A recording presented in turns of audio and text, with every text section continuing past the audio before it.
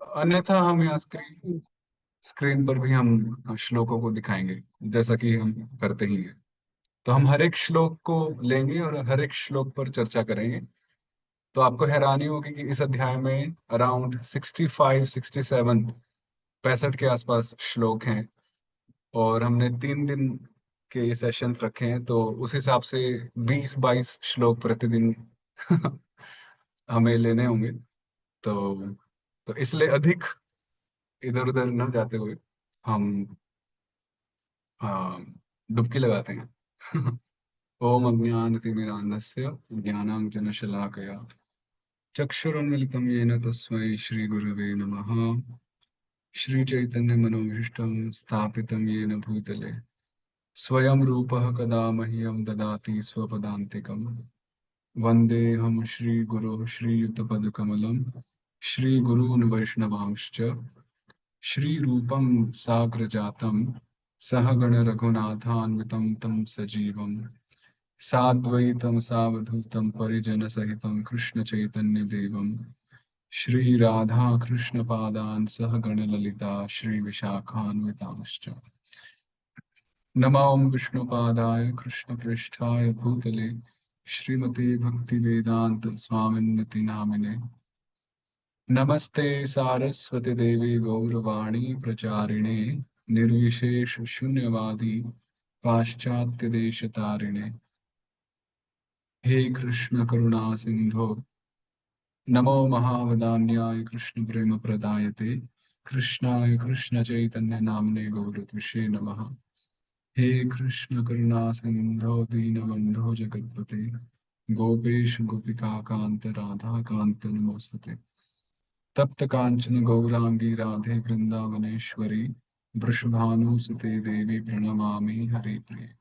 वाञ्छाकल्पतरुभ्यश्च कृपा सिन्धुभ्य एव च पतितानां पावनेभ्यो वैष्णवेभ्यो नमो नमः। जय श्री कृष्ण चैतन्य प्रभु नित्यानंद श्री अद्वैत गदाधर श्रीवासादि गौर भक्त वृंद। हरे कृष्णा कृष्ण कृष्ण हरे हरे हरे राम राम राम हरे।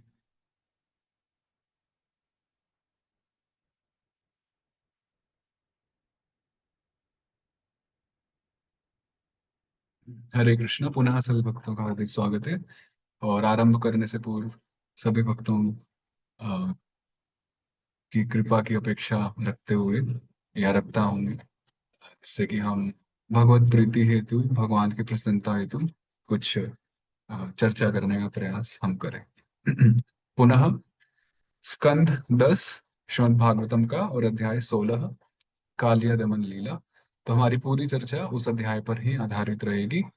और उन श्लोकों पर जितने भी टीकाएं टिप्पणी हैं आचार्यों की, जैसे श्रीधर स्वामी जी, विश्वनाथ चक्रवर्ती ठाकुर, सनातन गोस्वामी, जीव गोस्वामी, बलदेव विद्याभूषण इत्यादि इत्यादि, एवं कई सारे आचार्य हैं। तो उन सभी टीकाकारों आचार्यों की टीकाओं पर आधारित रहेगी हमारी ये चर्चा। तो प्रयास रहेगा कि हम कुछ ना कहें, जो उन्होंने समझाया है उसी को एक सही रूप से प्रस्तुत करें। तो कुछ लगभग 10 12 15 आचार्य हैं जिन्होंने हर एक श्लोक पर हर एक शब्द पर कुछ व्याख्यान किया है। तो एक एक श्लोक पर काफी विस्तृत चर्चा हो सकती है, पर संक्षिप्त में हम आ, कुछ चर्चा करने का प्रयास करेंगे। तो अध्याय 15 के अंत में सुखदेव गोस्वामी बड़े संक्षिप्त रूप में बताते हैं कि कैसे जब श्री कृष्ण और बलराम गोपाल बने, राइट। सिर्फ कृष्ण ही गोपाल नहीं है, बलराम भी गोपाल है। क्योंकि गोपाल का अर्थ हुआ जो गाय का पालन करते हैं। तो गोपाष्टमी, जो कार्तिक में गोपाष्टमी आती है, तो उस तिथि को कृष्ण और बलराम का संस्कार हुआ और वो दोनों गोपाल बन गए। पहले वो बछड़ों को चराते थे, अब वो गायों को चराने लगे। और उसी अष्टमी, उस गोपाष्टमी के बाद में जो गर्मी का मौसम आया, तो अगर हम थोड़ा हिसाब लगाएं तो कार्तिक का महीना अक्टूबर नवंबर में गोपाष्टमी आती है, राइट। और वहां से ग्रीष्म ऋतु अगर हम देखें तो जून जुलाई अगस्त, मई जून जुलाई अगस्त। तो अब अगले वर्ष ग्रीष्म ऋतु में एक दिन क्या होता है, श्री कृष्ण सभी ग्वाल बालों के साथ गायों को चराने के लिए जाते हैं। कहाँ जाते हैं? तो वृंदावन में जब भगवान निवास कर रहे थे, जब भगवान की आयु 6 वर्ष की थी, क्योंकि पहले भगवान सभी गोप ब्रजवासी गोकुल में रहते थे, फिर गोकुल से स्थानांतरण हुआ तो छठी करा पे निवास हुआ, तो भगवान वृंदावन आदि अधिक जाते थे जो पास में पड़ता था, यमुना आदि। तो उसी दौरान जब भगवान छठीकरा प्रांत में रहते थे, जब भगवान 6 वर्ष के थे, तो एक दिन श्री कृष्ण अपने सभी गोप ग्वालों के साथ गाय चराने के लिए जाते हैं, और वे कालिया ह्रद नामक स्थान पर पहुंचते हैं गायों को चराने। इंटरेस्टिंगली आगे शब्द भी आएंगे, कालिया नाग कई युगों से, कई वर्षों से उस स्थान में निवास करता था, और वो स्थान कई वर्षों से, युगों से विषैला था, विष से युक्त था। और इसलिए पूरे व्रज में सभी व्रजवासियों में चर्चा थी कि हमें वहां नहीं जाना है, क्योंकि वहां खतरा है। और वे विशेष रूप से अपने बच्चों को भी वहां नहीं जाने देते थे। तो यशोदा माता ने बलराम जी को समझाया हुआ था शुरू से ही, जब से वो वृंदावन शिफ्ट हुए थे, कि हे बलराम, तुम तो समझदार हो कृष्ण इतना समझदार नहीं है। तो जब भी तुम बाहर जाओ, विशेष रूप से गोचारण के लिए, तो कभी भी उस तरफ मत जाना, जो कालिया ह्रद नामक स्थान है उस ओर आप कभी मत जाइएगा। तो बलराम जी के होते हुए कृष्ण कभी भी जाते नहीं थे। किंतु एक दिन, जिस दिन बलराम जी का जन्मदिन था, जन्म तिथि थी, तो उस दिन बलराम जी को घर पे रोका गया दोनों माताओं ने, संस्कार आदि के लिए उनका स्नान हुआ, अभिषेक आदि हुआ। तो कृष्ण को लगा कि आज तो बहुत अच्छा दिन है, क्योंकि बलराम जी बड़े भाई हैं, तो वो माता के आदेश से वो भी बंधे थे। तो इसलिए बलराम जी के होते हुए वे नहीं जा पाते कभी भी। तो जब बलराम जी नहीं थे, तो कृष्ण उसी दिन कालियाहृद नामक स्थान पर गए। और वहां जाने के पीछे सिर्फ एक ही मकसद था, एक ही उद्देश्य था, कि कालिय नाग की उपस्थिति से न सिर्फ वातावरण दूषित हो रहा था, अपितु सभी ब्रजवासियों को भी कष्ट हो रहा था, वहां की वनस्पतियों को, वहां के वृक्ष मूल आदि को, जानवरों को, पशु पक्षियों को, तो सभी को बहुत संकट पहुंच रहा था। इसलिए उन सब का उद्धार करने के लिए एवं कालिया का उद्धार करने के लिए श्री कृष्ण वहां उस दिन जाते हैं। और जब वहां गए तो सभी गोप ग्वालों ने वहां पे जल पिया, सब मूर्छित हुए या मृत्यु को प्राप्त हुए। और भगवान ने बाद में अपने दृष्टिपात से उन सबको पुनः जागृत किया। यह कथा सुखदेव गोस्वामी 15वें अध्याय के अंत में सुनाते हैं, संक्षिप्त रूप में। तो अब आगे की कथा हम सुनते हैं। अध्याय 16, स्कंद 10, श्लोक क्रमांक 1। श्री शुक उवाच। आई होप मेरी आवाज सबको क्लियर है और स्क्रीन आप सब दे पा रहे हैं। कोई थम्स अप कर सकते हैं अगर आप आवाज सही से सुन पा रहे हैं और स्क्रीन आप सबको विजिबल है तो। Just gives a thumbs up. Okay, thank you. Shri Shuka उवाच। विलोक्य दूषितां कृष्णां कृष्णः कृष्णाहिना विभुः तस्या विशुद्धिमन्विच्छन् सर्वं तमुदवासयत्।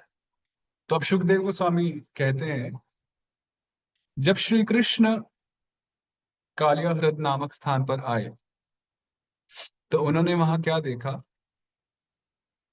कि कृष्ण, विभु कृष्ण, कृष्णाहिना कृष्णा दूषिता विलोक्य। तो भगवान श्री कृष्ण ने देखा कि कृष्ण रूपी सर्प अर्थात कालिया नाग के द्वारा जो यमुना जी हैं, जो कृष्णा हैं, वे दूषित हो गई हैं। यहाँ पे श्लोक में एक वर्ड प्ले, शब्दों के साथ थोड़ा खेला गया है। यहाँ पे यमुना जी को भी कृष्णा कहा गया, कृष्ण को तो कृष्ण कहा ही गया, और कालिया नाग क्योंकि वो काला था, कालिया नाग की जो चमड़ा, जो स्किन थी, वो सांवली थी या काले रंग की थी, तो उसके लिए भी कृष्ण शब्द का प्रयोग किया। तो इसलिए 3 बार यहाँ कृष्णा कृष्णा कृष्णा शब्द का प्रयोग हुआ है। तो श्री कृष्ण ने देखा कि कालिया की वजह से जो यमुना महारानी है, वे दूषित हो गई हैं। और जब ऐसा देखा तो उनके हृदय में इच्छा जागृत हुई कि मुझे अब यमुना को पवित्र करना होगा। और ऐसे इच्छा करते हुए उन्होंने उस सर्प को, कालिया नाग को वहां से निष्कासित किया, वहां से भगा दिया। तो ये सुखदेव गोस्वामी ने पुनः संक्षिप्त में कह दिया, पूरी कथा को सार स्वरूप में। यहाँ कालिया दमन लीला पूरी समाप्त कर दी, हरि बोल, सेशंस ओवर। तो ये इसलिए किया क्योंकि वे चाहते थे कि परीक्षित महाराज के हृदय में जिज्ञासा हो, और वे अपनी जिज्ञासा प्रकट करें अधिक जानने के लिए। तो उस प्रश्न के उत्तर में फिर वो अधिक कथा सुनाए। तो इसलिए सुखदेव गोस्वामी ने बड़े संक्षिप्त रूप में पूरी कथा को यहाँ सुनाया। अब यहाँ पर आचार्य समझाते हैं कि यमुना महारानी भगवान की सखी हैं या भगवान की भार्या हैं, पत्नी हैं। कृष्ण भी सावले हैं, श्यामल है, और यमुना महारानी का जल भी कैसा है? साव डार्क होता है ना, काला होता है, थोड़ा गहरा कलर होता है, कृष्ण जैसा ही वर्ण है। और श्री कृष्ण का नाम कृष्ण है, और यमुना महारानी का नाम कृष्णा है, जैसे द्रौपदी का नाम कृष्णा है। तो इन सभी कारणों से यमुना महारानी श्री कृष्ण को अत्यंत प्रिय है। तो इसलिए जब यमुना महारानी की इस स्थिति को भगवान ने देखा, तो उनके मन में इच्छा हुई कि यमुना महारानी को शुद्ध करना है। हालांकि ईशोपनिषद उपदेशामृत में हम पढ़ते हैं, रूप गोस्वामी लिखते हैं कि निर्बुध फेण पंकई, कभी कभी हम गंगा जी में झाग देखते हैं, कीचड़ देखते हैं, आदि आदि कुछ मैल गंदगी आदि देखते हैं, किंतु उसके होने पर भी गंगा जी का जो प्रभाव है वो कम नहीं होता। उसी तरह से यमुना जी के लिए भी वह सिद्धांत लागू होता है। फिर भी श्री कृष्ण यमुना महारानी को पूर्ण रूप से निर्मल करना चाहते हैं। यहाँ पर अब दूसरी बात आचार्य समझाते हैं कि जिस स्थान पर कालिया नाग रहता था, उस स्थान को बोलते हैं कालिया ह्रद। जैसे हृदय शब्द होता है, तो वैसे कालिया ह्रद। अब कालिया ह्रद एक नदी नहीं थी, कालिया ह्रद एक एक नदी से निकली हुई एक शाखा थी, और वो शाखा का अंत था। एक सरोवर स्वरूप मान सकते हैं, एक लेक, एक सरोवर। क्योंकि अगर उसको हम मुख्य यमुना समझें, मुख्य प्रवाह या मुख्य यमुना का धारा समझें, तो उस हिसाब से तो पूरी यमुना ही दूषित हो जाएंगी। फिर तो संपूर्ण वृंदावन में, संपूर्ण मथुरा में, जहां जहां भी यमुना का प्रवाह है, वो सारा जल प्रदूषित हो जाएगा। किंतु ऐसा नहीं था। मथुरा आदि प्रदेशों में, अन्य अन्य प्रदेशों में, स्थानों में यमुना शुद्ध थी। वृंदावन में भी अन्य अन्य स्थानों में शुद्ध थी। केवल उसी स्थान पर, जिस एक सरोवर में, जिस ह्रद में कालिया रहता था, सिर्फ वही स्थान दूषित था। तो इसलिए हमें पूर्ण यमुना को दूषित नहीं समझना चाहिए। सिर्फ कालिया ह्रद नामक जो स्थान है उसको ही हमें दूषित मानना चाहिए। तो श्री कृष्ण ने इच्छा की कि तस्याह विशुद्धिम, कि यमुना जी को हमें शुद्ध करना है। तो आचार्य समझाते हैं कि भगवान के 3 कारण थे वहां पर आने के। एक तो यमुना जी को शुद्ध करना था, जिससे कि यमुना जी का जीर्णोद्धार हो सके, रिनोवेशन हो सके। दूसरा, वातावरण भी अशुद्ध हो रहा था। Noise pollution, air pollution, water pollution, land pollution, कई सारे प्रकार के प्रदूषण काले नाग की वजह से हो रहे थे। तो जगत का कल्याण करने के लिए भी भगवान वहां उपस्थित हुए। तीसरा, स्वयं कालिया नाग का शुद्धिकरण के लिए भी भगवान वहां उपस्थित हुए। तो एक तो कालियानाग का शुद्धिकरण करना था, यमुना जी का शुद्धिकरण करना था, जीर्णोद्धार करना था, और संपूर्ण जगत का कल्याण करना था उस लीला को रच के। क्योंकि ये जब लीला संपन्न होगी, तो उस लीला को जब हम ध्यान करेंगे, हम श्रवण करेंगे, तो उससे हमारा भी शुद्धिकरण होगा। सोचिए कब 5,000 समथिंग साल पहले ये लीला संपन्न हुई, और आज 2025 में जब दुनिया बहुत बिजी है, हम इस कथा का श्रवण करने के लिए प्रयास कर रहे हैं, और उस कथा को सुनकर हम शुद्ध हो रहे हैं। तो हुआ नहीं, तो भगवान ने हमारे लिए भी उस लीला को रचा। तीन कारण बताते हैं: जगत के कल्याण के लिए, कालिया नाग के शुद्धिकरण के लिए, एवं यमुना महारानी की के जीर्णोद्धार हेतु। तो ऐसे इच्छा करते हुए भगवान ने वहां से उस सर्प को निष्कासित किया।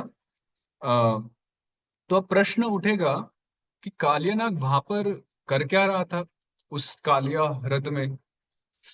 तो कथा आती है कि रमणक द्वीप नामक एक स्थान है, या था रमणक द्वीप। तो वहां पर कालिया रहते थे, और वहां पर अन्य कई सर्प आदि रहते थे। तो वहां पे समय समय पे गरुड़ जी आते थे, और गरुड़ जी, क्योंकि सांप मछली आदि खाते हैं उनके शरीर के अनुसार, तो वो सर्पों को वहां खाया करते थे। तो एक डील वहां पर फाइनल हुई सर्पों में और गरुड़ जी में, कि जब भी गरुड़ जी आएंगे तो सब सर्प समय समय पे बारी बारी से उनको कुछ भेंट अर्पित करेंगे। तो इस प्रकार से फिर वो सर्पों को नहीं खाएंगे।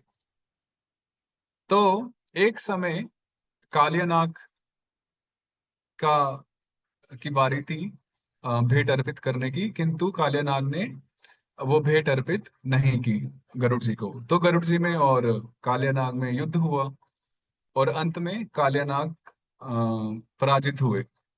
वहां मतलब वो हार गए। तो अब विषय ये हुआ कि कालियानाग सोच रहे हैं कि मैं कहाँ जाऊं। तो अब कालियानाग ने कथा सुनी हुई थी कि पूरे ब्रह्मांड में एक ही स्थान है जहां पर मैं सुरक्षित रहूंगा, जहां पर गरुड़ जी मुझे कुछ हानि नहीं पहुंचा पाएंगे। तो वो कौन सा स्थान था? वो यही कालिया ह्रद नामक स्थान था। क्यों? क्योंकि पूर्व में एक समय सौभरी मुनि नाम के मुनि वहां पर तपस्या ध्यान आदि कर रहे थे। शायद से जहां तक मैं जानता हूँ वो जल के भीतर तपस्या कर रहे थे। तो गरुड़ जी वहां पर एक समय उनको भूख लगी, और वो वृंदावन से गुजर ही रहे थे। तो वहां पर उन नदी में वो मछली खाने के लिए पहुंचते हैं। अगेन, वो उनके शरीर के हिसाब से है, इसका अर्थ ये नहीं हुआ कि मछली आदि खाना सही है। वो मनुष्य देह में नहीं है गरुड़ जी। तो जब वो मत्स्य मछली को खाने जाते हैं, खाने की इच्छा रखते हैं, कुछ चेष्टा करते हैं, तो सौभरी मुनि की तपस्या भंग होती है, और सौभरी मुनि उन्हें श्राप दे देते हैं कि यदि पुनः तुम यहाँ दिखे और तुमने मछली आदि खाने का प्रयास किया, तो तुम्हारी मृत्यु हो जाएगी। ऐसा गरुड़ जी को श्राप मिला। इसलिए उस प्रांत में कालिया ह्रद नामक जो प्रांत था, वहां पे गरुड़ जी की एंट्री काइंड ऑफ निषेध थी, वो नहीं आते थे। तो ऐसा किसी सर्प को नहीं पता था रमणक द्वीप में, ऐसा सिर्फ कालिया नाग को पता था, उनके पास सारी खबर रहती थी। तो इसलिए उस समय से रमणक द्वीप से निकलकर कालिया नाग कालियाहृत नामक स्थान पर आके निवास करने लगे, और बहुयुग, कई युगों युगों से वो वहां निवास कर रहे थे। संपूर्ण वृंदावन में पता था कि यहाँ पे नहीं जाना, यहाँ पे कालिया नाग निवास करता है। तो इस प्रकार अ, भगवान ने इच्छा की कि मैं शुद्धिकरण करूंगा। श्री राजोवाच कथम अंतर्जले गाधे न्यगृह्णात् भगवान हिम सवै बहुयुगावासम यथासी विप्रकथ्यताम। तो अब राजा प्रश्न कर रहे हैं क्योंकि उन्होंने तो बड़े छोटे में कथा समाप्त कर दी। अब आप सोचिए मैं 2 मिनट बोल के कहूं कि हो गया कालिया दमन, तो आप कहेंगे अरे प्रभु जी 3 दिन तो आपने अनाउंस ही किए थे, इतना जल्दी? तो राजा पूछते हैं कथम कथम, हे विप्र, हे ब्राह्मण, हे विप्र। कहते हैं कि जो कालिया है, जो सांप है, जो नाग है, देखा जाए तो सांप जलचर नहीं होते। जो सर्प या नाग होते हैं वो जलचर थोड़ी हैं। वो तो भूमि पे निवास करते हैं, वो जल में निवास थोड़ी करते हैं सामान्य रूप से। तो किस प्रकार एक अजलचर वस्तु या जीव जो जलचर नहीं है, बहुयुगावासम, इतने बहुयुगों तक कैसे वो सांप जल के भीतर, उस कालिया हृद, उस यमुना के भीतर उस वो रहा, और कैसे भगवान ने उसको वहां से निष्कासित किया, वहां से भगाया। कथ्यताम, कृपया आप मुझे बताएं। तो यहाँ पे विप्र शब्द का प्रयोग हुआ है। विप्र मतलब ब्राह्मण। तो आप इसको थोड़ा ध्यान से समझ सकते हैं कि जन्मना ब्राह्मणो ज्ञेय, जन्म से एक व्यक्ति ब्राह्मण हो सकता है अगर वो ब्राह्मण कुल में उसका जन्म हुआ है, ठीक है। किंतु ब्राह्मण जब जन्म हुआ ब्राह्मण के रूप में, अब जब उसकी दीक्षा आदि संस्कार होगा, जब उसका उपनयन उपवीत संस्कार होगा, तब वो क्या बनेगा? वो द्विज बनेगा, क्योंकि अब उसका दूसरा जन्म हुआ। तो वर्णाश्रम के अनुसार ब्राह्मण कुल में जन्म होने से सर्वप्रथम वो ब्राह्मण कहलाया। अब संस्कार संपन्न होने के बाद वो कहलाया द्विज। अब संस्कार तो हुआ, उसका उपनयन जनेऊ आदि सब हुआ। अब शिक्षण प्रशिक्षण होने के बाद वो कहलाएगा विप्र। समझ में आया? सबसे पहले जन्म परिवार में जन्म होने से ब्राह्मण, दूसरा जन्म अर्थात संस्कार होने के बाद द्विज, और उसके बाद जब उसका शिक्षण प्रशिक्षण हुआ तब वो कहलाता है विप्र। तो ये कुछ भेद है। तो इसलिए राजा शुकदेव गोस्वामी को कहते हैं कि हे विप्र, अर्थात आप सिर्फ सामान्य ब्राह्मण नहीं है, आप सिर्फ जाति वाचक ब्राह्मण नहीं है, आप ज्ञानवान भी है, आप सब कुछ जानते हैं, आप सर्वज्ञ हैं। तो इसलिए कथ्यताम, आप कृपया मुझे कहें। आचार्य इसमें समझाते हैं कि एक विद्या है, एक स्टडी है जिसको बोलते हैं जल स्तंभ विद्या। क्या कहते हैं? जल स्तंभ विद्या। जिसका अर्थ हुआ वो एक ऐसी विद्या होती है जो पानी के भीतर पानी से ही कुछ वस्तु या शेप, सॉलिड शेप बना सकते हैं, और फिर उससे घर महल आदि बना सकते हैं। तो कालिया नाग यमुना के भीतर अपने ही महल में रहता था, और वो महल किस वस्तु से बना था? पानी से बना था। जल विद्या स्तंभ, जल स्तंभ विद्या, सॉरी। जल से ही उसने अपना महल आदि बनाया था, एक विशेष प्रकार की विद्या का प्रयोग करके। और अगाधे, अगाध मतलब जो बिल्कुल जो तल होता है, जो जमीन होती है, उस नदी के बिल्कुल जमीन पे लगकर, तो वहां पर वो रहता था कालियानाग। बीच में कहीं तैरता नहीं था, वो बिल्कुल रेस्ट करता था। तो इस प्रकार का जो सर्प है, जो कई बहुयुगावासम, कई कई युगों से वहां निवास करता था, तो उसको कैसे भगवान ने वहां पकड़ा, कैसे उसको निष्कासित किया? कथ्यताम, कथ्यताम, कृपया हमसे कहें, मुझसे कहें हे सुखदेव गोस्वामी।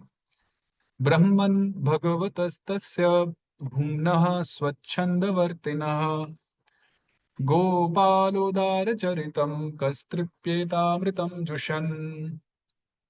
तो फिर सुखदेव गोस्वामी से परीक्षित महाराज कहते हैं कि हे प्रभु, ऐसा कौन ही व्यक्ति होगा जो भगवान की इन मधुर लीलाओं से तृप्त हो जाए।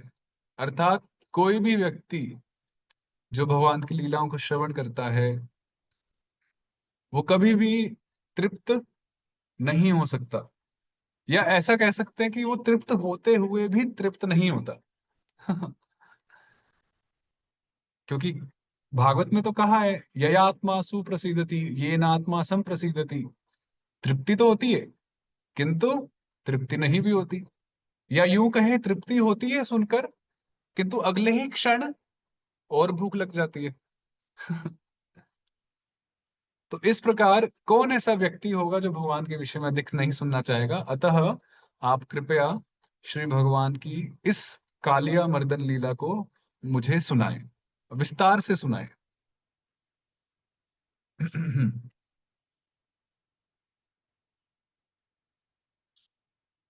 वैसे एक चीज और है, परीक्षित महाराज को भी जो श्राप मिला है, उनको भी श्राप ऐसा मिला है कि उनको भी एक सर्प आके डसेगा और उससे उनको देह छोड़ना पड़ेगा। तो उस पॉइंट ऑफ व्यू से देखा जाए तो यहाँ पर भी सर्प की लीला है। और उनकी पर्सनल लाइफ में जो अभी कुछ घंटों बाद ही एक सांप आके उनको काटने वाला है, और उनको पता है कि वो काटने वाला है। तो काफी रिलेटेबल है, काफी संबंधित है। दोनों तरफ सर्प की ही बात है। तो परीक्षित महाराज ने जिज्ञासा की, और अब सुखदेव गोस्वामी विस्तार से यहाँ पर इस पूर्ण लीला को सुनाएंगे। तो श्री शुक उवाच, कालिन्द्यां कालियस्यासेत् हृदः कश्चिद् विषाग्निना श्रव्यमाणपया यस्मिन् पतन्त्युपरि गाः खगाः। तो कालिंद्याम, कालिंदी, कालिंदी कूले केली, कदम्बेर वन, अर्थात यमुना जी में एक छोटा सा एक सरोवर, एक ह्रद था जिसको बोलते थे कालिय ह्रद। अभी भी वृंदावन में वो स्थान है। जब हम परिक्रमा करते हैं मदन मोहन मंदिर से कुछ पहले, राइट हैंड पे जो कालिय ह्रद नाम का स्थान है, वो कदम्ब का वो वृक्ष है। कौन कौन भक्त वहां पर आए हैं वृंदावन में? किस, किन किन्होंने दर्शन किए हैं वृंदावन में? मैं तो हर दूसरे तीसरे दिन दर्शन हो ही जाते हैं मेरे। तो जिन्होंने नहीं किए आप आइए। आज भी वो स्थान है काली हृद नाम का, जहां पर ये लीला हुई थी। तो यमुना जी में काली हृद नाम का स्थान है। और विषाग्निना श्रप्यमाण पया, अब कालिय नाग के मुख से निरंतर विष निकलता रहता था, जहर निकलता रहता था। और उस विष से एक प्रकार की एक अग्नि या ताप निकलता था। जो विष होता है पॉइजन, उससे एक प्रकार का ताप निकलता है। जैसे अमृत, अमृत में शीतलता होती है, एक ठंडक, एक शीतलता होती है, मधुरता होती है। उसी प्रकार से विष में, पॉइजन में संताप होता है, गर्मी होती है, ताप होता है, ज्वलनशीलता होती है। तो उस विष के संताप से, ज्वलनशीलता से, जो संपूर्ण वो जल था जो उस ह्रद में, उस सरोवर में, वो उबल रहा था। वो उबल रहा था, श्रप्यमाण पया, वो पूरा जो जल है वो उबल रहा था। और वो उबलने से क्या हो रहा था, उसकी जो भाप थी वो ऊपर आसमान तक जा रही थी। ऐसा लग रहा था मानो एक बहुत बड़ी कढ़ाई है, और जिसके नीचे बहुत बड़े बड़े चूल्हे लगा दिए हैं, और वो पूरा पानी उबल रहा हो। और वो भाप पूरी हवा में जा रही थी, और उस भाप के कारण जो भी पक्षी, चिड़िया आदि उसके ऊपर से भी गुजरता, तो वो उस विष के प्रभाव से, जो विष हवा में भी व्याप्त हो गया था, वो नीचे गिर के गिर जाता और उसकी मृत्यु हो जाती, पतंती, गिर जाता। इस प्रकार का दृश्य भगवान देख रहे हैं, श्री कृष्ण देख रहे हैं, जो सुखदेव गोस्वामी भी वर्णन कर रहे हैं। और कैसा था वो स्थान? विप्रुष्मता विशदोर्मी मारुतेनाभिमर्शिता म्रियन्ते तीरगायस्य प्राणिनः स्थिर जंगमाः। अर्थात जो हवा वहां बह रही थी उस कुंड के आसपास, उस सरोवर के नजदीक, उसके ऊपर, उस वायु में भी उस विष के कण मिले हुए थे। उस वायु में, उस, जैसे मान लीजिए आजकल पोल्यूशन हम जो बोलते हैं, एयर पोल्यूशन, AQI, है ना, एयर क्वालिटी इंडेक्स बोलते हैं। यहाँ का AQI अच्छा है, यहाँ का बुरा है। तो वृंदावन का AQI तो बहुत अच्छा था। केवल जो कालिया हृद जो स्थान था उसका AQI अच्छा नहीं था, एयर क्वालिटी इंडेक्स। वहाँ बहुत पोल्यूशन था। तो जैसे आजकल हम देखते हैं हवा में जब पोल्यूशन होता है, तो हवा में आ, वो पोल्यूशन के जो एलिमेंट्स हैं, जो कण हैं, वो मिले होते हैं।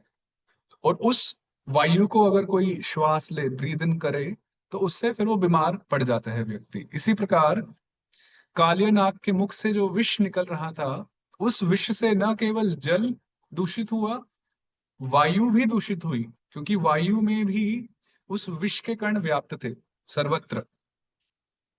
और उर्मी, और उसमें जो लहर थी, जो सरोवर में लहर थी, तो सर्वत्र ही वो विष फैला हुआ था, हवा में भी और वायु में भी। तो इसलिए कहा है तीरगा। इसलिए उस सरोवर के तटों पर जितने भी स्थिर प्राणी, जंगम प्राणी थे, वो सब म्रियन थे, वो सब मर गए। तो स्थिर प्राणी अर्थात वृक्ष आदि हुए, जो भी वृक्ष थे जो चल नहीं सकते। और जंगम हुए, जैसे पशु पशु आदि, पक्षी, जानवर आदि। तो जितने भी स्थिर जंगम थे सभी उस विष के प्रभाव से वो मर गए, वो मुरझा गए, वो अजीवित हो गए, निर्जीव हो गए। ठीक है। सब सब सब कुछ वहां पे बिल्कुल ऐसा हो गया कि मान लीजिए एक प्रकार का श्मशान वहां पर निर्मित हो गया। अगर कोई जीवित था तो वह सिर्फ था कालिया नाग अथवा उनकी पत्नियां, अन्यथा वहां सभी मृत थे। मानो एक श्मशान में ही कोई व्यक्ति वहां चला गया हो। तो संपूर्ण वृंदावन जब हरित भरित है, हरा भरा है, संपूर्ण वृंदावन जब, जहां पर प्रकृति अपना सौंदर्य चरम सीमा में प्रकट कर रही है, तो उस वृंदावन में ये छोटा सा कोना क्यों एक श्मशान मत रह सके। ऐसा श्री कृष्ण ने सोचा, और उसका उद्धार करने हेतु वे उस कालिया नामक स्थान पर पहुंच गए। इंटरेस्टिंगली, उस समय भी उस स्थान का नाम कालिया हृद था, और आज भी उस स्थान का नाम कालिया हृद है। हो सकता था कि भगवान के नाम पे वो स्थान हो जाता, मान लीजिए कृष्ण हृद या कृष्ण समथिंग समथिंग, किंतु कृष्ण ने भी कालिया की महिमा को बनाए रखा कि ये नाम वैसा ही रहे। तो आज भी सभी उस स्थान को कालिया हृद के नाम से ही जानते हैं। तो तो भगवान भी, भगवान की माता तो यशोदा है ही है, भगवान भी यशोदा है। अर्थात जो यश को प्रदान करते हैं, यशः ददाति। तो बड़े सुंदर भाव आने आने वाले हैं आगे। तो आइए और चर्चा इसमें करते हैं। तो इस प्रकार से शुभदेव गोस्वामी वर्णन करते हैं कि कैसे उस विष के प्रभाव से, जो वायु में भी व्याप्त था, जल में भी व्याप्त था, वहां के सारे स्थिर जंगम प्राणी, चर अचर प्राणी सभी उससे प्रभावित होके वो मृत्यु को प्राप्त हुए अथवा मुरझा गए, सब निर्जीव हो गए। और वहां पर ऐसा भी लिखा है, आचार्य बताते हैं कि क्योंकि उस प्रांत में कोई भी नहीं आता था, कोई मनुष्य आदि नहीं आते थे, पशु पक्षी भी भूल कर आते थे। जिनको ज्ञान हो गया वो नहीं आते थे, जो भूल के आते थे, भूले भटके पशु पक्षी वही आते थे। जैसे कभी कभी हम देखते हैं कई पशु ऐसे होते हैं, जैसे गाय आदि समझदार होते हैं, जब उनको पता है कि यहाँ खतरा है तो वो पुनः वहां नहीं जाते। तो भूले भटके जीव वहां पहुंच गए तो बात अलग है, अन्यथा वहां कोई जाता नहीं था, मनुष्य आदि। तो इसलिए वहां चारों तरफ बड़ी बड़ी झाड़ियां थी, सर्पों ने, सांपों ने वहां बिल बना रखे थे चारों तरफ। तो बड़ा ही एक भयंकर, एक भयावक, भयानक स्थिति थी, एक दृश्य था वहां पर कालिया हृद में, और जाने योग्य नहीं था। किंतु श्री कृष्ण कर्तुम अकर्तुम सर्वथा कर्तुम। श्री कृष्ण तो है ही ऐसे, जो नहीं करने योग्य चीज होती है उसको भी वो करते हैं और कर सकते हैं। कर्तुम अकर्तुम अन्यथा कर्तुम। तो जो अकर्तुम है, जो वहां कोई नहीं जाता है, ऐसे स्थान पे श्री कृष्ण जा रहे हैं और उद्धार अभी करेंगे, आगे जैसे जैसे हम बढ़ेंगे। आइए। तब श्री कृष्ण क्या करते हैं सुनते हैं। तम चंड वेग विषवीर्यमवेक्ष्य तेन दुष्टां नदीं च खल संयमनावतारः कृष्णः कदम्बमधिरुह्य ततोति तुङ्गम् आस्फोट्य गाढरशनो न्यपतत् विशोदे। खल संयमनावतारः। खल मतलब दुष्ट, खलनायक, संयम मतलब उनको नियंत्रण करना, अवतार। तो श्री कृष्ण कैसे हैं? परित्राणाय साधूनाम विनाशाय च दुष्कृताम। जो दुष्ट व्यक्ति होते हैं उनको विनाश करने के लिए या उनको संयम में लाने के लिए, कंट्रोल में लाने के लिए श्री कृष्ण पुनः पुनः अवतरित होते हैं। तो ऐसे श्री कृष्ण जब उन्होंने देखा अवेक्ष्य, अवेक्ष्य मिला विष्णु सहस्त्रनाम प्रभु? अवेक्ष्य, जस्ट हैंड्स अप कर दीजिए, thumbs up. Mute and mute है, अवेक्ष्य यहाँ पर है। तो शब्दों पे ध्यान रखिए। तो जब ऐसे भगवान ने देखा, क्या देखा? दुष्टाम नदीम, देखा कि जो पूर्ण नदी है यमुना जी है, जो उनकी पटरानी स्वरूप होने वाली है या है नित्य धाम में। जब देखा कि जो यमुना जी हैं वो कैसी हो गई हैं? दुष्टाम, प्रदूषित हो गई हैं। मान लीजिए किसी, ठीक है ऐसा बोलना तो नहीं चाहिए, मान लीजिए कि किसी की अर्धांगिनी, किसी की भार्या को अन्य पुरुष दुष्ट कर दे, कुछ उस प्रकार से। हालांकि ये उदाहरण इतना सटीक नहीं है, पर एक श्री कृष्ण का जो अनुभव है, जो उनके जो फीलिंग है, उसको समझाने के लिए सिर्फ ये उदाहरण है। तो जब श्री कृष्ण ने देखा कि जो यमुना है, जो मेरी सखी हैं, जो मेरी भार्या हैं, प्रिय हैं, वो प्रदूषित हो गई हैं। और किस प्रकार से प्रदूषित है? चंड वेग विषवीर्यम, जो कालिया नाग का जो विष था, उसका जो वेग था बड़ा प्रचंड था। उसका जो, उसकी जो पावर थी, उस विष में जो शक्ति थी, वो बड़ी प्रचंड थी। आप सोचिए, भागवत में लिखा है, यत पाद संश्रयासूत मुनयः प्रशमायनाः सद्यः पुनन्ति उपस्पृष्टाः स्वरधुन्यापो अनुसेवया।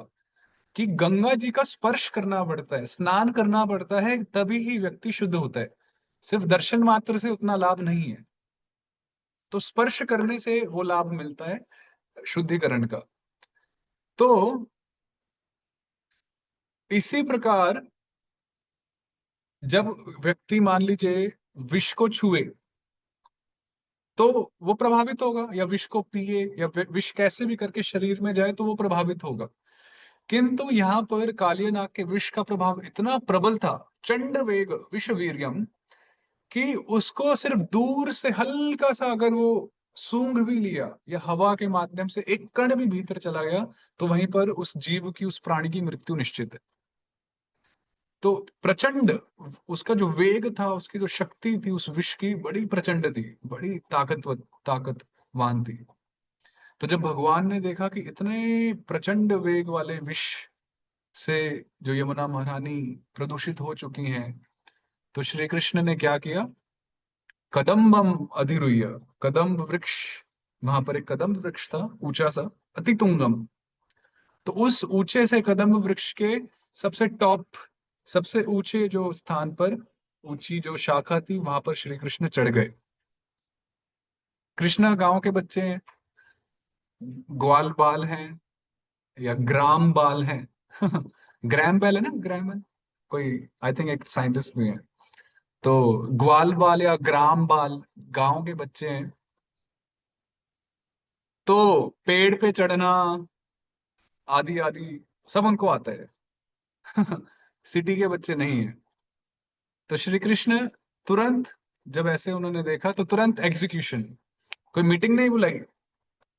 हो सकता था कृष्ण मीटिंग बुलाते कि अरे अरे चलो, सभी अथॉरिटीज को बुलाते हैं, सीनियर्स को बुलाते हैं, चर्चा करेंगे, हम एजेंडा रखेंगे, इष्ट गोष्ठी करेंगे। नहीं, कृष्ण मतलब इंस्टेंट एग्जीक्यूशन, तुरंत भगवान एग्जीक्यूट करते हैं। तो ऐसी मैनेजमेंट होनी चाहिए। Quick decisions.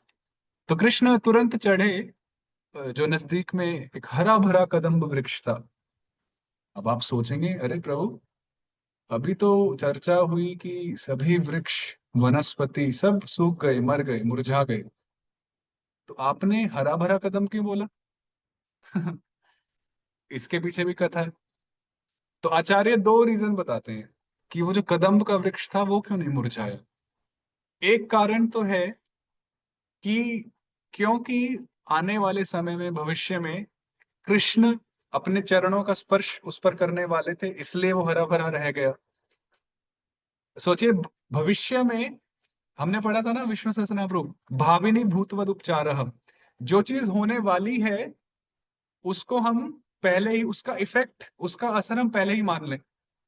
ये व्याकरण में हमने पढ़ा था।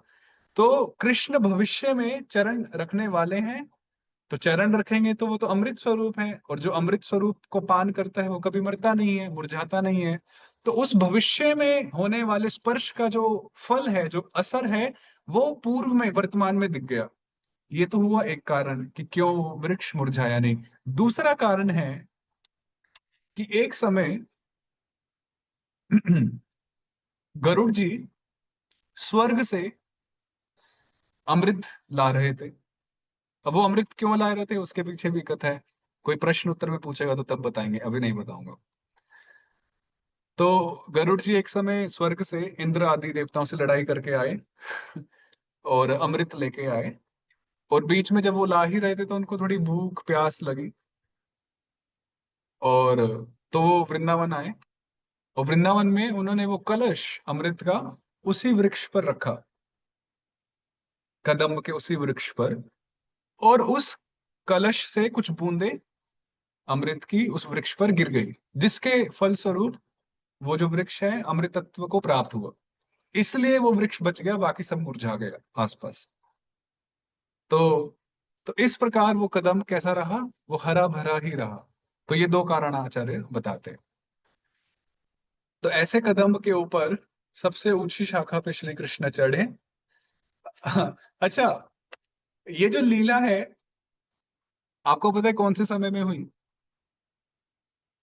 ये लीला ठंड के समय में नहीं हुई। अब आप सोचिए ना, ठंड के समय में कौन स्विमिंग करने आता है यमुना पे?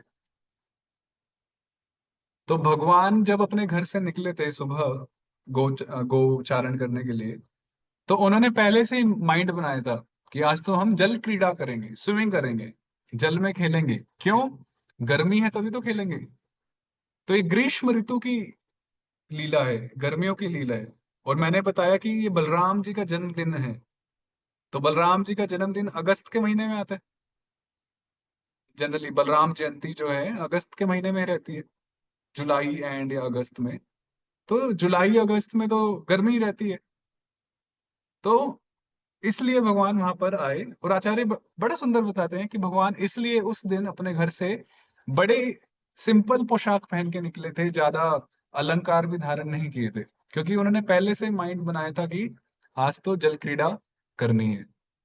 तो अब श्री कृष्ण चढ़ते हैं कदम्ब वृक्ष पर, सबसे ऊंची शाखा पे।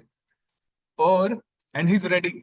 आजकल तो हम देखते हैं कि वो, आई डोंट नो क्या बोलते हैं उसको, वो ऐसे वो जंप करने के लिए बोर्ड बने होते हैं स्विमिंग पूल्स में, और फिर यहाँ से ऐसे वो जंप करते हैं। अ, उसका जो भी बोलते हैं, आई डोंट नो। तो तो श्री कृष्ण ने ही वो प्रथा शुरू की और उनका वो जंपिंग बोर्ड वृक्ष की शाखा थी, और उनका स्विमिंग पूल यमुना जी। आज भी हम ब्रज में देखते हैं। आप कभी राधा कुंड आदि या किसी कुंड में गए हो, तो यहाँ के जो ब्रजवासी हैं, छोटे बच्चे या बड़े भी, तो वो किसी भी शाखा पे चढ़ के जंप मारते हैं उन कुंडों में। तो तो सब श्री कृष्ण का अनुगमन कर रहे हैं। कृष्ण ने ही ऐसा किया था। तो अब आप सोचिए, अगर बलराम जी वहां होते तो क्या ऐसा करने देते? नहीं, कभी भी नहीं करने देते। तो इसलिए बलराम जी आज नहीं थे, और श्री कृष्ण ही आए अपने दोस्तों के साथ, ग्वाल बालों के साथ। कदम्बम अधिरुह्य चढ़े अतितुंगम। अतितुंगम मतलब बहुत ऊपर, सबसे ऊपर चढ़ गए। और अब आप सोचिए, गरुड़ जी जैसे विशाल पक्षी जिस वृक्ष पर आकर बैठे होंगे, तो वृक्ष भी तो बड़ा होना चाहिए। गरुड़ जी, ऐसा वर्णन है कश्यप मुनि की कई सारी पत्नियां थी। उनमें से दो पत्नियां थी, एक थी कद्रु और एक थी विनता। कद्रु और विनता। तो विनता के पुत्र हैं गरुड़ जी, और कद्रु के 1000 पुत्र थे जो सर्प के रूप में थे, सांप के रूप में थे। तो एक समय गरुड़ जी अपनी पीठ पर सबको बिठाकर लेके जाते हैं पिकनिक के लिए। कद्रु को भी, अपनी माता विनता को भी, और कद्रु के जो पुत्र हैं 1000 पुत्र सबको। तो आप सोचिए कि कितने विशाल शरीर वाले गरुड़ जी होंगे। तो ऐसे गरुड़ जी जिस वृक्ष पर आकर बैठे होंगे जब वो उनको भूख और प्यास लगी थी, तो वो वृक्ष अपने आप में कितना ऊंचा होगा, कितना बड़ा होगा, कितना विशाल होगा। तो ऐसे ऊंचे वृक्ष के सबसे ऊंचे स्थान पर जाकर श्री कृष्ण खड़े हुए अधिरुह्य, और वहां क्या किया? गाढ़ रशनः, उन्होंने अपनी कमर बांध ली, क्योंकि इट्स टाइम फॉर, अभी एक्शन होगा। तो उन्होंने अपने जो कमर बंद में जो कमर में कस के रस्सी या कपड़ा बांध लिया, अपने बाल टाइट कर लिए, ऐसा बताते हैं, और अपनी बाजूबंद रेडी कर लिया, सब वो तैयार हो गए बिल्कुल। और क्या लिखा है? आस्फोट्य, और अपने हाथों को, जैसे हम देखते हैं ना, अपना दायां हाथ अपने बाएं यहाँ पर ऐसे मारा, देखते हैं ना हम पिक्चरों में, या कहीं हम खुद भी करते हैं, और बायां हाथ अपने यहाँ ऐसे मारा कि अब हम लड़ेंगे। या फिर कुछ आचार्य बताते हैं कि भगवान कृष्ण जब रेडी हो गए तो ऐसे, अब हम तैयार हैं, ऐसे भगवान ने ऐसे किया। तो आस्फोट्य मतलब एक हाथ से दूसरे हाथ को स्ट्राइक किया, ऐसे कि अब हम रेडी हैं। जैसे खेलने से पहले जब ओलंपिक्स होते हैं, खेल कूद होता है, तो हम देखते हैं कि बच्चे रेडी होते हैं रेस से पहले या कुछ गेम से पहले। और बच्चे बड़े उत्साहित होते हैं कि आज हम जीत के दिखाएंगे, आज तो हम करके दिखाएंगे। तो उसी कुछ तरह से श्री कृष्ण भी यहाँ पर आस्फोट्य कर रहे हैं। और तदनंतरम भगवान ने ऊंची सी छलांग लगाई और विशोदे न्यपतत, उस विशैले जल में भगवान ने छलांग लगाई और उसमें गिरे। गिरना तो सही नहीं होगा, छलांग लगाई। ठीक है। तो इसके बाद सर्प हृदय पुरुषसार निपात वेग संक्षोभितोरग विशोच्छ्वसिताम्बुराशिः पर्यक्प्लुतो विषकषाय विभीषणोर्मि धावन् धनुषतमनंत बलस्य किं तत्। अब क्या हुआ? पुरुषसार। देखो, श्री कृष्ण के भीतर तो संपूर्ण ब्रह्मांड है। यार, श्री कृष्ण के बाहर तो कुछ है ही नहीं, सब कुछ श्री कृष्ण के भीतर ही है। अब सोचिए, ऐसे श्री कृष्ण जिनके भीतर संपूर्ण सृष्टि है, संपूर्ण संसार है, भौतिक आध्यात्मिक सब कुछ, और उसमें वो काली हृद भी है। ध्यान से सुनिए, श्री कृष्ण, उनके भीतर संपूर्ण ब्रह्मांड सृष्टि आध्यात्मिक भौतिक सब कुछ है, जिसमें काली हृद भी है। ऐसे श्री कृष्ण बाहरी काली हृद में कूद रहे हैं। उनके बहिर्कालीय हृद, हृदय कालीय हृद, ऐसा कुछ हम समझ सकते हैं। उनके भीतर भी कालीय हृद है और बाहर भी कालीय हृद है। तो ऐसे जब श्री कृष्ण उस कालीय हृद में कूदे, उस सर्प हृद में कूदे, तो पुरुष सार, तो भगवान ने वहां अपनी शक्ति का बिल्कुल छोटा सा प्रदर्शन किया, सार स्वरूप। अगर भगवान पूरी शक्ति का प्रदर्शन करते तो वो कालिया हृद बचता ही नहीं, वो सब अस्त व्यस्त हो जाता। तो बिल्कुल ही सार स्वरूप में अपनी शक्ति का प्रदर्शन किया, और निपात वेग, और जैसे ही भगवान कूदे उस कालियानाग के हृद में, तो उस कूदने से क्या हुआ? संक्षोभित उरग विष उच्छ्वसित अंबुराशि, पूरा जो जल है उस सरोवर का, वो पूरा जल और अधिक विषैला हो गया। कैसे? मान लीजिए, हमने कोल्ड ड्रिंक्स देखी ना, कोको कोला, पेप्सी, ये सब कोल्ड ड्रिंक्स होती हैं, तो उनके कैन होते हैं या बॉटल्स होती हैं। आप उनको जितना ज्यादा हिलाएंगे और एकदम से खोलें, तो उसमें झाग बन जाता है ना? हम सब ने देखा है ऐसा। उसी तरह से जब भगवान जल में कूदे, तो वो पूरा जल हिला, और अच्छे से हिला। और सारे जो सर्प थे, और विशेष रूप से कालिया नाग था, वो भी पूरा ऐसे एकदम से हिल गया। वो तो आराम से नीचे चाय पान कर रहा होगा शायद से। विष पान तो नहीं बोलूंगा, विष तो उसके भीतर है ही। तो जो भी नीचे वो आराम से बैठा था, कुछ भी कर रहा था, तो जैसे ही कृष्ण कूदे तो कृष्ण के वेग से, कृष्ण इतने भारी हैं, वो पूरा हिल गया। जैसे हमने वो कैन हिलाया कोल्ड ड्रिंक का, तो, तो हिलने से क्या हुआ, उसके भीतर से और अधिक विष बाहर आ गया। और पूरा जो पानी था, जल था, वो और अधिक विषैला हो गया। और अधिक उसमें से भाप उठने लगी, पूरा और विषैला हो गया, वहां पर ज्यादा प्रदूषण हो गया। फिर पर्यक प्लुतः विषकषाय विभीषण और धावन धनुषतम। और जब भगवान ने जंप लगाई, तो वो जो जल था, वो जल उस सरोवर के 200 मीटर बाहर तक उछल के गया। यहाँ लिखा है धनुशतम। धनुशतम एक मेजरमेंट है, एक परिमाण है। तो धनु, ये धनुष बाण की बात नहीं है। धनु मतलब 4 हाथ को धनु बोलते हैं। चलो अच्छा, अब आपको मैं समझाता हूँ, आप थोड़ा ध्यान दीजिए। आप मेरा हाथ देखिए स्क्रीन पे। तो एल्बो से लेके, यहां से लेके, एल्बो से लेके यहां तक, ये जो एरिया है, इसको एक हाथ बोलते हैं। ये एक माप होता है, ठीक है। यहां से लेके, कोनी से लेके इस उंगली के टिप तक। तो ये इंटू 4, ऐसे 4 हाथ जो होते हैं, वो हर एक हमारा हमारा साइज होता है। अगर आप अपना साइज नापना चाहते हैं, अपनी हाइट नापना चाहते हैं, तो आप अपने 4 हाथ के बराबर है। आप नाप के देखिएगा। हम सभी अपने अपने 4 हाथों के बराबर होते हैं। या ये एक्सरसाइज आप बाद में कीजिएगा, अभी नहीं। हम सभी अपने 4 हाथों के बराबर होते हैं, इसको आप बाद में करिएगा। तो तो 4 हाथ इज इक्वल टू एक धनु। एक जो धनु, जो एक माप होता है, जैसे होता है ना ग्राम, किलोग्राम, वैसे ही हस्त एक माप हुआ। 4 हस्त का बनता है एक धनु।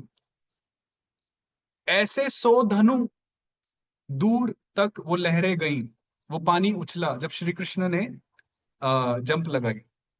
तो मैं चेक कर रहा था, तो ये 600 फीट हुआ। एक हाथ जनरली 18 इंच होता है। तो ऐसे आप कैलकुलेशंस लगाएंगे तो वो धनु शतम, 100 धनु मतलब 600 फीट। मीटर में आप बोलेंगे तो अराउंड 200 मीटर। तो 200 मीटर तक वो पानी उछला।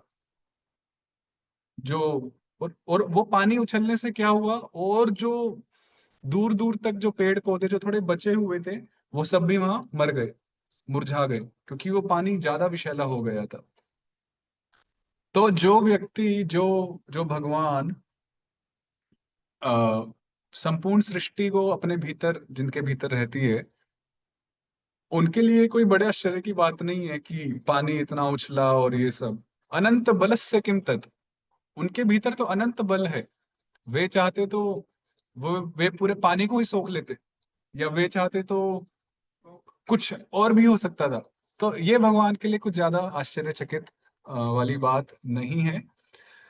तो इस प्रकार से भगवान ने जब जंप लगाई कालिय ह्रद में, तो इस प्रकार से वो पानी इतनी दूर तक उछला, और जो कालिया नाग है वो भी विचलित हुआ, वो भी हिला डुला, और अधिक विष उसके मुख से निकला, और वो पानी और अधिक विषैला हो गया।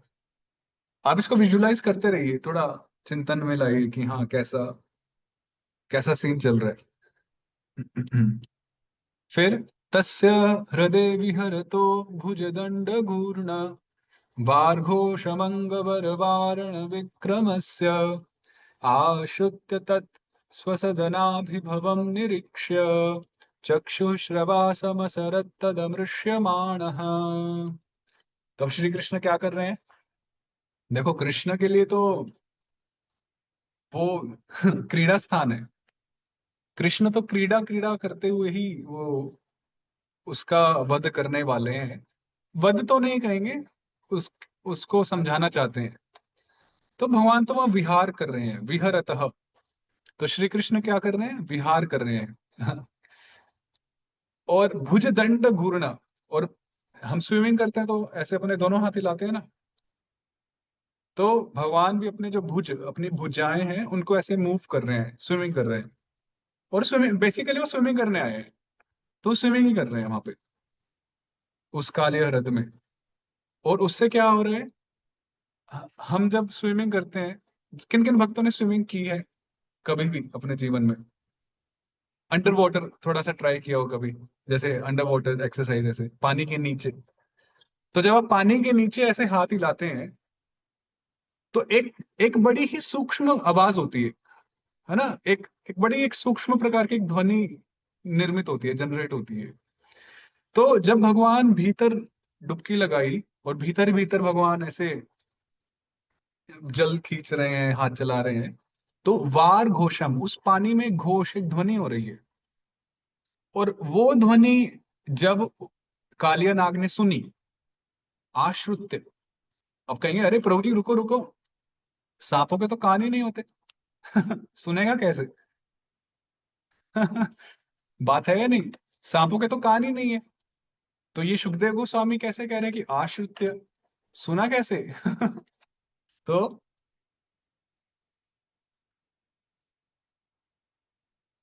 लिखते हैं कि चक्षु श्रवा। बात ठीक है कि नागों के, सर्पों के कान नहीं होते हैं, उनकी आंखें ही उनके कान होते हैं। चक्षु एव कर्णः येषाम, आंखें ही जिनकी काने हैं, ऐसे नाग, ऐसा कालिया। तो उनके पास वो एक कैपेबिलिटी होती है, एक शक्ति होती है, जो अपनी चक्षुओं से, अपनी आंखों से ही वो एक अनुभव या एक एहसास कर लेते हैं वो ध्वनि का।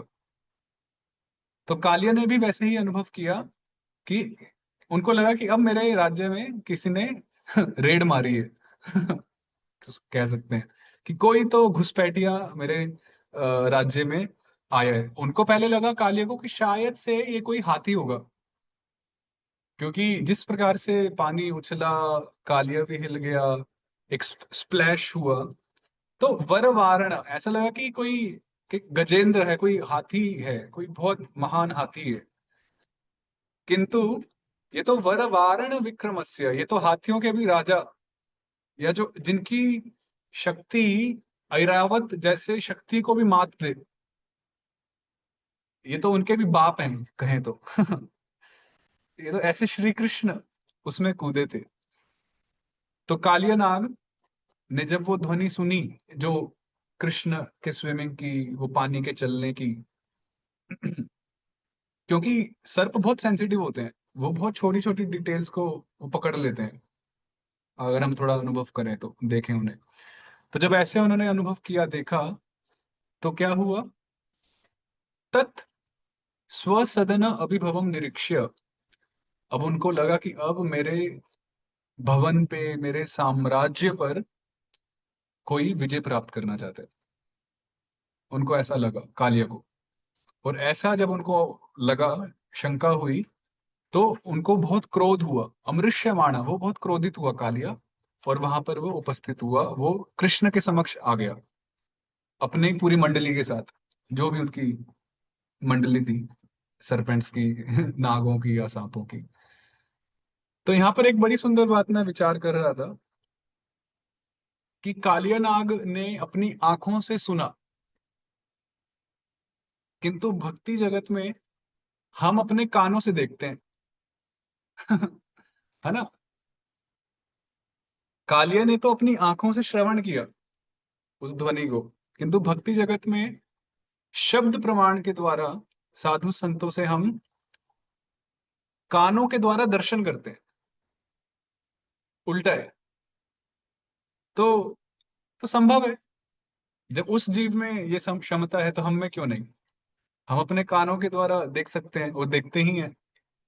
सूरदास जी आदि जैसे संत उदाहरण हैं कि कैसे सिर्फ कर्णों से ही वो दर्शन करते थे। वो प्रतिदिन दर्शन करने जाते थे, और उनसे यदि कोई पूछता कि अरे बताओ बताओ, किस रंग के वस्त्र पहने हैं, क्या पहना है ठाकुर जी ने, तो वो बता देते थे कि आज ये पहना है, ऐसे रंग के वस्त्र पहने हैं।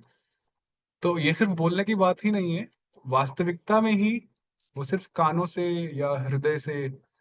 देखिए ये सब तो करण है, ये तो सब इंस्ट्रूमेंट्स है। वास्तविकता में तो मन और हृदय से बात होती है, कनेक्ट जो होता है। तो हम, कालिया ने आंखों से सुना और हम कानों से देखते हैं। तो इस प्रकार कालिया का जो आमना सामना अब कृष्ण से होने वाला है। So are we ready for the duel? क्या अब हम तैयार हैं एक महायुद्ध के लिए? तो भयभीत मत होइएगा, क्योंकि ये जो युद्ध है बड़ा प्रिय युद्ध है, और बहुत सुंदर सुंदर भाव वाचार्य इसमें बताएंगे। तम प्रेक्षणीय सुकुमार घनावदातम श्रीवत्स पीतवसनं स्मित सुंदरास्यम क्रीडन्तमप्रतिभयं कमलोदराङ्घ्रिम् संदश्य मर्मसुरुषा भुजया चछाद। देखे श्री कृष्ण ने जब कालिया को देखा, तो पता है श्री कृष्ण ने क्या सोचा? अरे ये तो ब्रजवासी है। क्योंकि कालिया सोची कितने युगों से वृंदावन में वास कर रहा था। अब कृष्ण का नजरिया देखिए। कृष्ण ने कहा ये तो वृंदावन वासी है, ब्रजवासी है। तो कृष्ण वास्तविकता में वहां पर कालिया को मारने नहीं गए थे, और इसलिए उन्होंने कालिया को मारा भी नहीं। उन्होंने कालिया का उद्धार किया, किंतु हत्या नहीं की, जैसे अन्य अन्य असुरों की। क्यों? क्योंकि कालिया ब्रजवासी था। वो यमुना जी का आश्रय करके निवास कर रहा था। देखिए यमुना जी में कितनी भी गंदगी कुछ भी क्यों ना हो, वो तो कभी अपवित्र होंगी ही नहीं, किंतु उनका आश्रय लेने से कालिया शुद्ध हो चुका था। और अब वो शुद्धता की चरम सीमा आ चुकी थी, इसलिए श्री कृष्ण स्वयं वहां उपस्थित हुए हैं उनका उद्धार करने के लिए। तो कृष्ण का सबसे पहला जो उनका भाव विचार आया वो ये था कि जो कालिया है वो ब्रजवासी है, वृंदावन में रहने वाला। श्री कृष्ण ने सोचा कि हम तो कुछ ही वर्षों से रह रहे हैं, ये तो युगों युगों से यमुना जी के शरण में है। तो ये तो महा महा ये तो हमारे पूर्वज हैं। एक तरह से कहो तो तम प्रेक्षणीय सुकुमार घनावदातम श्रीवत्सपीत वसनम स्मित सुंदरास्यम क्रीडन्तम प्रतिभयम कमलोदरांघ्रिम संदश्य मर्म सुरुषा भुजया चछाद। तो अब कालिया ने, जब कालिया अपनी मंडली के साथ श्री कृष्ण के सम्मुख में आया, तो क्या देखा कालिया ने? प्रेक्षणीयम। कालिया ने देखा, अरे ये तो बड़ा ही सुंदर बालक है। ये तो ऐसा बालक है जो देखने योग्य है।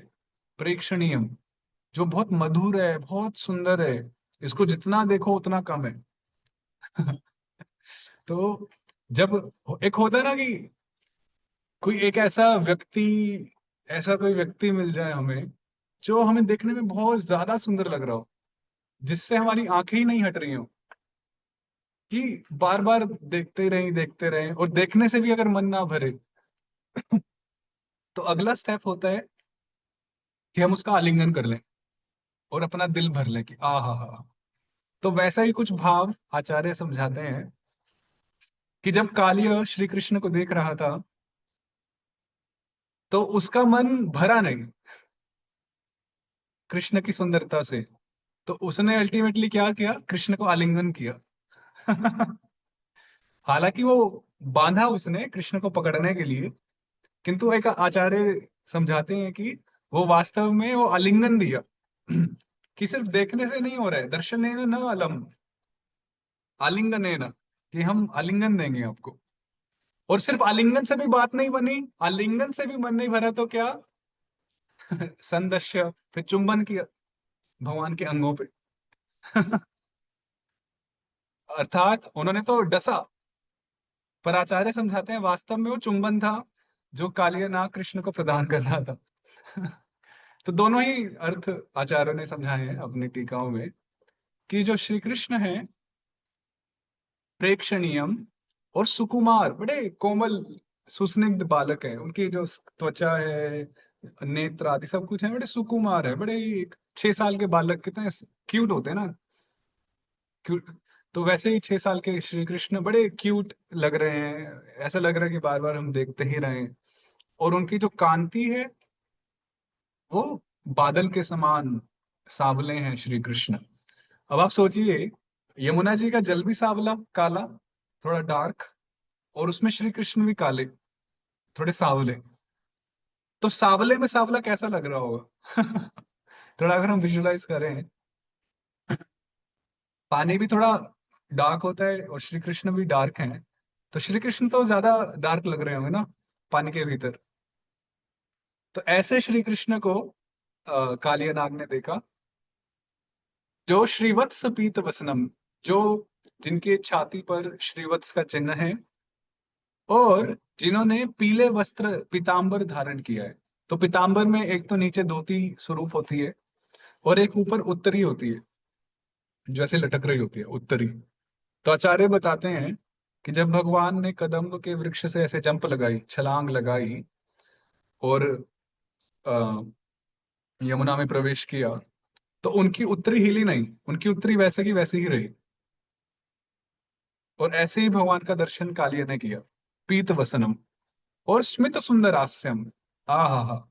और भगवान का जो मुख है, उस पर मुस्कान ही मुस्कान है। अर्थात भगवान को कोई भय नहीं है, इसलिए अप्रतिभयम, निर्भय है भगवान। वो तो यहाँ क्रीड़ा करने आए हैं, उनमें कोई भय की बात है ही नहीं। क्रीडंतम, वो तो खेल ही रहे हैं। किसके साथ खेल रहे हैं? खेलने का विषय कौन है? कालिया। वो तो कालिया के साथ दो दो हाथ करने आए हैं, या खेलने आए हैं, निर्भय होकर। और उनके जो चरण हैं, उनके जो नाभि है, वो कैसे हैं? कमल के समान है। वास्तव में कालिया ने जो भगवान के दर्शन किए, वो ऐसे दर्शन थे जिसमें भगवान ने ज्यादा वस्त्र या ज्यादा आभूषण आदि नहीं पहने हैं। भगवान ने सिर्फ नीचे एक धोती स्वरूप और ऊपर एक उत्तरी स्वरूप धारण की है, और अन्यथा भगवान ने अधिक ज्यादा कुछ धारण नहीं किया। तो कालिया बड़े ही सुंदर रूप से, बड़े स्पष्ट रूप से भगवान के अंग का दर्शन कर रहे हैं।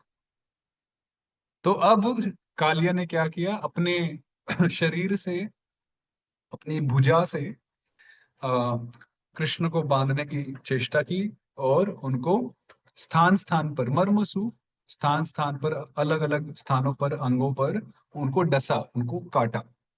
मर्म एक ऐसे, मर्म स्थान वो स्थान होते हैं शरीर में जो बड़े सेंसिटिव होते हैं।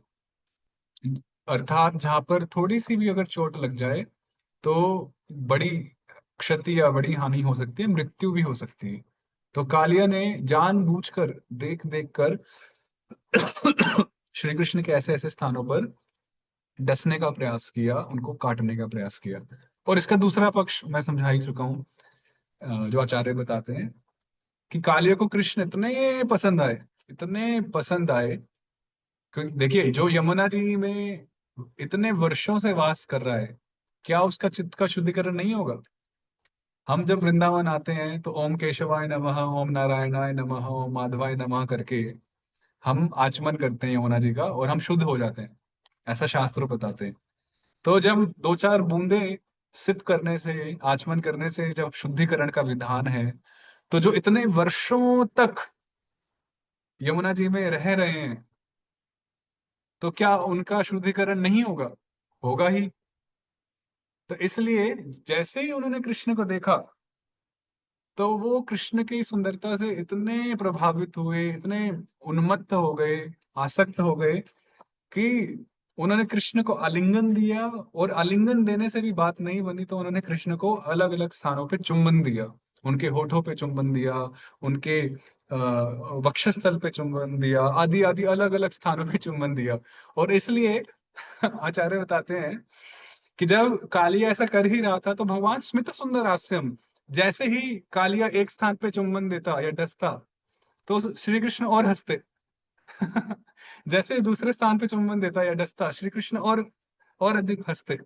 तो कृष्ण भी आनंदित हो रहे थे, और कालिया भी अपना कार्य कर ही रहा था। तो ये दो पक्ष हैं कालिया नाग के उस चुंबन के, उस डसने के। तम नाग भोग परिवीतमदृष्ट चेष्टम, आलोक्य तत्प्रिय सखा पशुपा भृशार्ताः, कृष्णेर्पितात्मसुहृदर्थ कलत्र कामा, दुःखानुशोक भयमूढ़ धियो निपेतुः। अब कालिया नाग ने तो आलिंगन दे दिया, अर्थात कृष्ण को बांध लिया। अब देखिए, जो कृष्ण अपनी माता के हाथों नहीं बंध पाए दामोदर लीला में, जिन कृष्ण को दुर्योधन नहीं बांध पाया, जो कृष्ण किसी से बंध ही नहीं सकते, वो अपेरेंटली अभी कालिया के शरीर के द्वारा, पूछ के द्वारा वो बंध गए हैं, ऐसा प्रतीत हो रहा है। तो तब तो अब क्या हुआ, कृष्ण अपने सखाओं के साथ वहां पर आए थे और गायें भी थी। तो तत् प्रिय सखा पशुपाह भृशार्ता। तो जो पशुपाल करने वाले जो सखा थे, जो ग्वाल बाल थे, जो भगवान के प्रिय सखा थे, वो कैसे थे? कृष्णे अर्पित आत्मा सुहृद अर्थ कलत्र कामा। उन वो सब संपूर्ण शरणागति को प्राप्त भक्त थे। उन्होंने श्री कृष्ण, अपने आप को श्री कृष्ण को अर्पित कर दिया था। स्वयं को वे अर्पित कर चुके थे श्री कृष्ण के चरण कमलों में। और सिर्फ स्वयं को ही नहीं, सुहृद अपने सगे संबंधियों को, अपनी धन संपत्ति को, अपनी कामनाओं को, विषय भोगों को, कलत्र, सब कुछ वे श्री कृष्ण के चरणों में अर्पित कर चुके थे। वैसे कलत्र शब्द का अर्थ होता है पत्नी, पर यहाँ पे आचार्य समझाते हैं कि कलत्र का अर्थ हुआ ऐसे ग्वाल बाल जो श्री कृष्ण से वयस में, उम्र में थोड़े श्रेष्ठ थे, या फिर क्योंकि अभी तो श्री कृष्ण का उपनयन संस्कार नहीं हुआ था, वो तो उज्जैन आदि जाएंगे जब मथुरा में, तब होगा। अभी तो उनका जनेऊ नहीं हुआ था ना श्री कृष्ण का वृंदावन में। तो कलत्र का अर्थ समझाते हैं कि ऐसे ग्वाल बाल जिनका जनेऊ आदि संस्कार, उपनयन संस्कार हो चुका था, अर्थात जो श्री कृष्ण से थोड़े श्रेष्ठ थे, या तो उम्र में या संस्कार आदि के पॉइंट ऑफ व्यू से। तो इस प्रकार के सभी जो सखा आदि जो गोप ग्वाल थे, वो पूर्ण रूप से समर्पित थे, शरणागत थे श्री कृष्ण के। तो जब उन्होंने देखा आलोक्य, क्या देखा कि श्री कृष्ण कैसे हैं, उस कालिय नाग के भुजाओं, उसके शरीर के द्वारा परिवीत, आवृत हैं, ऐसे ढके हुए हैं या बंधे हुए हैं, और ऊपर से अदृष्ट चेष्टम। अब श्री कृष्ण भी महान है। श्री कृष्ण ना तो हाथ चला रहे हैं, ना पैर चला रहे हैं। तो उनके मित्रों ने क्या देखा कि श्री कृष्ण तो किसी प्रकार की चेष्टा भी नहीं कर रहे, अदृष्ट चेष्टम। ना तो वो हाथ हिला रहे हैं। एक होता है ना कि यदि हम मुसीबत में होते हैं, मुश्किल में होते हैं, तो हम संपूर्ण रूप से चेष्टा प्रकट करते हैं हाथ पैर हिला के कि बचाओ बचाओ, हेल्प हेल्प, सेव मी, त्राही माम त्राही माम। श्री कृष्ण कुछ भी नहीं कर रहे, वो सिर्फ बंधे हुए हैं और हंस रहे हैं। तो दूर से जब सब सखाओं ने देखा कि कृष्ण कुछ कर भी नहीं पा रहे, अदृष्ट चेष्टम, तो उनको क्या हुआ? दुख और अनुशोक भय मूढ़ दिया। उनको बहुत दुख हुआ, और वो बहुत, उन्हें अनुशोक हुआ, उनको दुख हुआ और शोक हुआ। क्या दुख हुआ? तो आचार्य समझाते हैं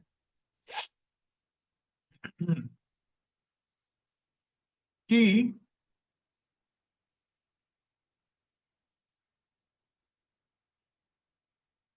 लिखते हैं, सभी जो गोप, जो ग्वाल बाल हैं, मित्र हैं, ये हमारा अंतिम श्लोक है आज के लिए, क्योंकि समय होने वाला है। फिर हम आगे के श्लोकों को कल से लेंगे। तो आचार्य लिखते हैं कि सभी जो भगवान के मित्र हैं, वो बड़े जोर जोर से रोने लगे, क्रंदन करने लगे आर्त स्वर में, और वो बड़े दुखित हुए, और बार बार शोक बना रहे हैं, शोक बना रहे हैं। कैसा शोक बना रहे हैं? उनको शोक इस बात का नहीं है कि उनके ऊपर मुसीबत आई है, उनको दुख और भय इस चीज का है कि यदि कृष्ण को कुछ हुआ, तो कृष्ण के बिना हम कैसे जिएंगे? कृष्ण के बिना कथम भविष्यामः वयम, हम कैसे जी पाएंगे? हमारा अस्तित्व, हमारा जीवन कैसे रह पाएगा श्री कृष्ण के बिना? तो इस प्रकार सोचते हुए, दुखित होते हुए, शोक में, भय के कारण उनका जो सारा विवेक है, जो सारी बुद्धि है, वो काम करना उन्होंने और बंद कर दिया। और जिस प्रकार एक वृक्ष का मूल कट जाए, जड़ कट जाए, और वह जो वृक्ष वो कट एकदम से आ, गिर जाता है जमीन पर, उसी प्रकार से सारे जो भगवान के जो ग्वाल, जो सखा मित्र आदि हैं, उसी प्रकार श्री कृष्ण की इस दशा को देखकर विवेकहीन होकर वे सब निपेतु, वे सब गिर गए और वे सब मूर्छित हो गए। सबकी चेतना काइंड ऑफ कह सकते हैं कोमा में चले गए, या वो अचेत हो गए, उनमें चेतना नहीं रही उस समय, क्योंकि वो उस उस दुख को सहन नहीं कर पाए कि श्री कृष्ण के बिना हम कैसे जी पाएंगे। हालांकि उन्होंने पूर्व में कई बार ऐसी घटनाएं देखी हैं जहां पर श्री कृष्ण बार बार विजयी हुए हैं, बार बार वो उन्होंने असुरों को हराया है। किंतु क्योंकि भगवान का जो ऐश्वर्य ज्ञान तो भगवान लुप्त कर देते हैं, उनको ऐश्वर्य ज्ञान तो नहीं रहता कि हाँ ये तो श्री कृष्ण भगवान है, स्वयं भगवान है। वो तो अपने मित्र स्वरूप में मानते हैं, तुम ही आमी सम। तो जब श्री कृष्ण को ऐसा देखा और श्री कृष्ण कुछ नहीं कर रहे हैं, ऐसा लग रहा है कि बस सब कुछ अंत होने वाला है, तो श्री कृष्ण के अंत से पहले ही एक प्रकार से उन्होंने मन ही मन अपना अंत निर्धारित कर लिया। कभी कभी ऐसा होता है, एक दो पॉइंट और है फिर हम यहाँ विराम लेंगे। कभी कभी कुछ शिष्य ऐसे होते हैं जिनका ये भाव रहता है कि हम अपने गुरुदेव के तिरोधान से पहले हम ना रहें। अर्थात उनका अपने गुरुदेव से इतना प्रेम होता है कि वो अपने गुरुदेव के तिरोधान को सहन नहीं कर पाएंगे। तो इसलिए उनकी प्रार्थना होती है कि अपने गुरुदेव से पहले ही हम हमारा खुद देहांत हो जाए। इस्कॉन में परम पूज्य गौर कृष्ण महाराज करके एक सन्यासी महाराज हुए, जो परम पूज्य राघवेंद्र महाराज जी के कृपा पात्र रहे। तो उनके विषय में मैंने ऐसा सुना है, उनकी इच्छा थी, वो कहते थे अक्सर कि मैं अपने गुरुदेव का तिरोधान झेल नहीं पाऊंगा, सहन नहीं कर पाऊंगा। और वो कहते थे कि अच्छा होगा कि उनके पूर्व ही मैं अपना देह त्याग दूं। और कुछ 2018 में, कुछ वर्ष पूर्व, उन्होंने अपनी प्रकट लीला को समाप्त भी किया, और उनके गुरुदेव अभी भी प्रकट लीला कर रहे हैं। तो इसी प्रकार से जो यहाँ श्री कृष्ण के प्रिय सखा हैं, उन्होंने मन ही मन निर्धारित कर लिया कि श्री कृष्ण के बिना हमारा कोई और नहीं है। और उन्होंने मन ही मन अपने को मृत घोषित कर लिया मानसिक रूप में। और वो निपेतु मरे नहीं है, मतलब शरीर नहीं छोड़ा है, किंतु मानसिक रूप से उन्होंने वो उम्मीद छोड़ दी। इतना प्रेम वो श्री कृष्ण से करते थे। तो आगे की जो कथा है, चर्चा है, वो हम कल से लेंगे। तो हम यहीं विराम लेते हैं। किसी को कुछ कहना हो या पूछना हो तो आप कह सकते हैं। विषय से संबंधित ही। तो उम्मीद है कुछ हमने चर्चा की और आपको कुछ श्रवण करने को मिला। तो यदि किसी को कुछ पूछना हो, कहना हो, तो आप हैंड रेज कर सकते हैं जूम पे। और फिर हम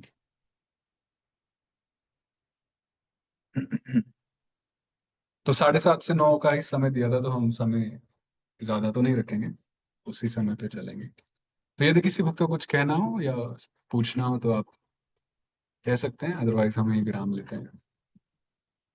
हरे कृष्णा कृष्ण कृष्ण हरे हरे, हरे राम हरे राम कृष्ण। राम हरे हरे कृष्णा कृष्ण प्रभु।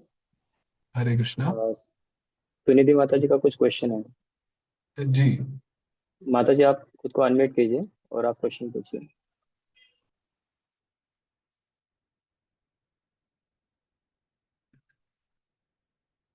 वैसे हरे विषय कृष्ण। तो स्पष्ट ही है। यस। अच्छा, जी बताइए। यस प्रभु। सॉरी वो शायद लेफ्ट हो गया। हाँ, कोई समस्या नहीं है, तो विषय स्पष्ट ही है, इसमें इतना शायद से प्रश्न उत्तर तो नहीं है। तो ठीक है, हम यही विराम लेते हैं। तो हम कल कंटिन्यू करेंगे। तो 3 सत्र होंगे, एक हो गया, 2 बचे हैं, तो जितना भी हम कर पाएंगे हम प्रयास करेंगे। श्री कृष्ण चंद्र भगवान की जय। शिल प्रभुपाद की जय। निताई गौर प्रेमानंदे। हरे कृष्णा।